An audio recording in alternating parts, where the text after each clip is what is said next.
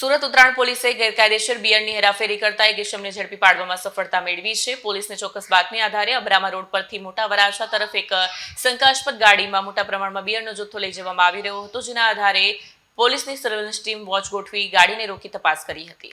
પોલીસને ચોક્કસ બાતમી મળી હતી કે અબ્રામા રોડ પરથી એક મોટા વરાછા તરફ એક શંકાસ્પદ ગાડીમાં મોટા પ્રમાણમાં બિયરનો જથ્થો લઈ જવામાં આવી રહ્યો છે, જેના આધારે પોલીસની સર્વેલન્સ ટીમે વોચ ગોઠવી ગાડીને રોકીને તપાસ કરી। તપાસ કરતા તેમાંથી ભારતીય બનાવટના વિદેશી બિયરનો ગેરકાયદેસર જથ્થો ઝડપાયો। પોલીસે કુલ ₹3,39,560નો મુદ્દામાલ કબજે કરી આરોપી સામે પ્રોહિબિશન એક્ટ હેઠળ ગુનો દાખલ કર્યો છે।